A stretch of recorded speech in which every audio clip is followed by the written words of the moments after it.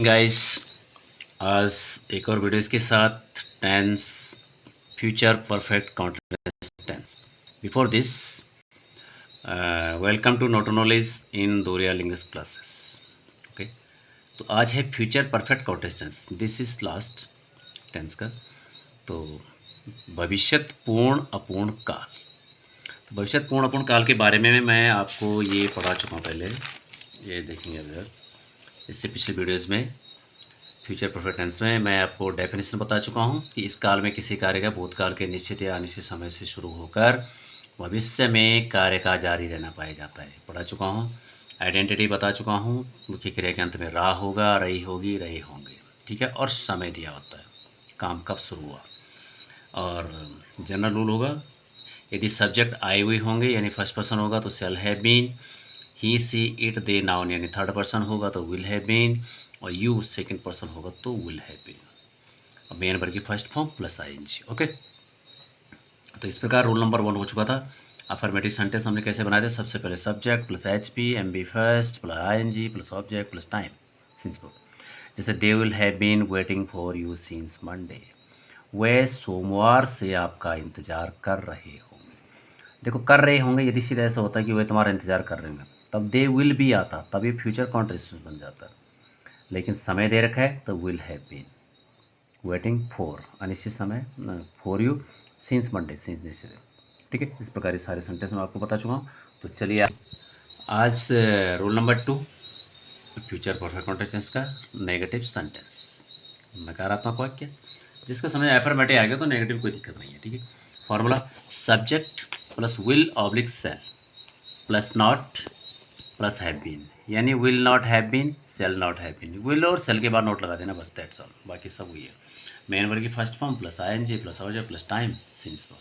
Time में कौन निश्चित समय होगा तो सिंस, अनिश्चित समय होगा तो फॉर। तो for example, they will not have been working hard for 3 days। जैसे आपने हिंदी में लिखा है कि वे 3 दिन से मेहनत नहीं कर रहे होंगे। They will not have been working hard for 3 days। ठीक है, दे सब्जेक्ट हो गया, विल उसके बाद not have been, they will not have been. Main verb first form working hard, समय फॉर 3 days, 3 अनिश्चित समय इसलिए 4। She will not have been reading her book since Monday. वह सोमवार से अपनी किताब नहीं पढ़ रही होगी। तो she will not have been reading, वह नहीं पढ़ रही होगी, हर बुक अपनी किताब since Monday. Okay, we shall not have been playing cricket for many days. वह कई दिनों से, she will not have been playing, वह नहीं खेल रही होगी क्रिकेट फॉर मेनी डेज। ये अनिश्चित समय है, कई दिन है, पता नहीं कौन से क्या है, इसलिए ये मैं अनिश्चित समय। वह कई दिनों से अपनी किताब नहीं पढ़ रही होगी। Ram will not have been driving cycle since March. Ram will not have been driving cycle, Ram cycle नहीं चला रहा होगा सिंस मार्च, यानी कोई भी महीना का नाम आ जाए, सिंस जनवरी, सिंस मार्च निश्चित है। तो राम मार्च से साइकिल नहीं चला रहा होगा। Okay, like this rule number 3 interrogative sentence. Interrogative sentence में आपको ऑलरेडी बता चुका हूँ कि इंटरोगेटिव सेंटेंस आर 2 काइंड्स। एक क्या से शुरू होने वाले, यानी वो वाक्य जिनका जवाब हम हाँ ना भी दे सकते हैं। तो उनकी जब क्या वाक्य के शुरू में होता है तो क्या की अंग्रेजी वट नहीं होती, बल्कि उस टेंस की हेल्पिंग वर्ब होती है। जैसे इस टेंस की हेल्पिंग वर्ब है विल और सेल। तो कर्ता के अनुसार यदि आई वी होगा तो सेल पहले आएगा, और यू भी दे अन्य ये सेट होगा तो विल पहले आएगा, प्लस सब्जेक्ट आएगा, फिर उसके बाद have been plus main first form plus ING plus object. ठीक है, अब प्लस टाइम। देखिए, will Ram have been playing with them since 5 o'clock। Will Ram have been playing, क्या राम खेल रहा होगा, विद देम उनके साथ, क्या राम उनके साथ खेल रहा हो, सिंस 5 o'clock। 5 o'clock निश्चित समय है इसलिए सिंस 5 o'clock। क्या राम 5 बजे से उनके साथ खेल रहा होगा। Shall we have been teaching them for 3 days।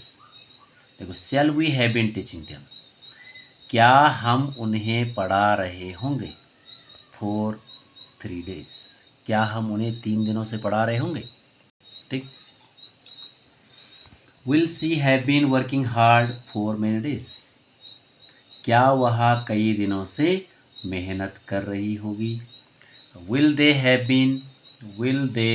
Been explaining them since Monday, will they have been explaining, क्या वे समझा रहे होंगे देम उन्हें, सिंस मंडे, क्या वे उन्हें सोमवार से समझा रहे होंगे? ठीक है, इस प्रकार you can prepare many sentence. Now rule number 4, it is also interrogative sentence, ये भी प्रश्नवाचक वाक्य है।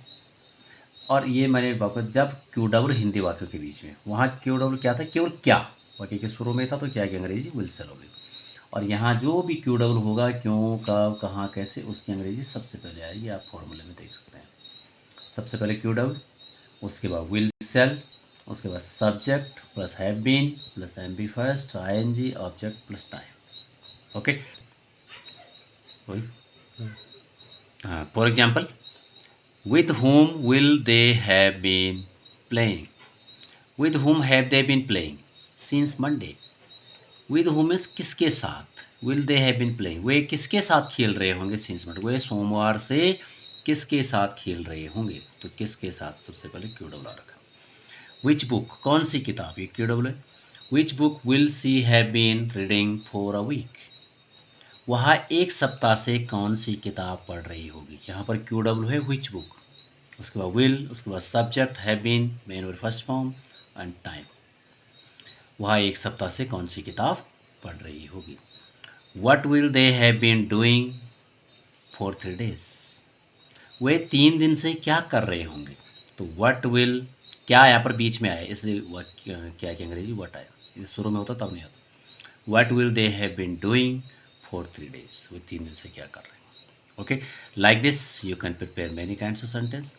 Thank you, thanks for watching, please share and subscribe. Okay, thank you.